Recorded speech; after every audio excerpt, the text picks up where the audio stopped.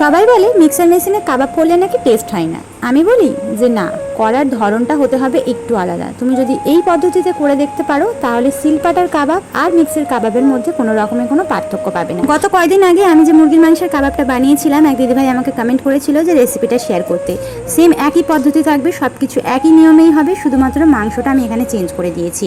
তো এভাবে করলে তুমি আশা করছি দারুণ টেস্ট পাবে। মিক্সার মেশিনে কাবাব করার ক্ষেত্রে যেটা করতে হবে, মাংসটাকে অনেক বেশি ব্লেন্ড করা যাবে। জাস্ট মিক্সির যে সুইচটা আছে সেটা একবার ঘোরাবে আর বন্ধ করবে, ঘোরাবে আর বন্ধ করবে, এইভাবে দুবার করবে, এর বেশি করবে না। তারপরে দেখবে যে সিলপাটার মধ্যে যে কাবাব করার ক্ষেত্রে আমাদের মাংসগুলো যেভাবে একটু গোটা গোটা বা একটু থেতো করার পর যেমনটা হয় ঠিক তেমন হয়েছে। আর অতিরিক্ত পরিমাণে ব্লেন্ড করলে যেটা হয়, মিক্সার মেশিনের কাবাবটা কিন্তু অনেক বেশি ভুসি ভুসি হয়ে যায়, যে কারণেই কিন্তু খেতে একদমই ভালো লাগে না। তো আমি যেভাবে বললাম, একবার ব্লেন্ড সুইচটা অন করে অফ করে এইভাবে যদি করতে পারো তাহলে আশা করছি মিক্সার মেশিনের কাবাবও কিন্তু অনেক বেশি মজার লাগবে। একবার অবশ্যই ট্রাই করে দেখতে পারো।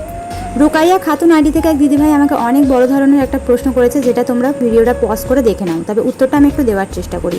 গুগল অ্যাডসেন্স থেকে যে চিঠিটা পাঠানো হয়, সেই চিঠিটা পাঠানোর পর যখন অটোমেটিকলি কিন্তু এমনিতেও তোমার নর্মাল ভিডিওতে যেরকম অ্যাড আসে, আমার হচ্ছে গিয়ে মনিটাইজ হওয়ার আগে থেকেই অ্যাডগুলো আসতো, যেটা সবার ক্ষেত্রেই হয়। তবে তখন ডলারটা জমে না, যখন তোমার অ্যাডসেন্স বা মনিটাইজ হয়ে যাবে তারপর থেকেই কিন্তু অটোমেটিকলি তোমার চ্যানেলে ডলারও জমবে, আর সেই সাথে কিন্তু অ্যাডও অটোমেটিকলি দেবে। তার জন্য কিন্তু আলাদা করে কোনো কিছুই করার দরকার নেই।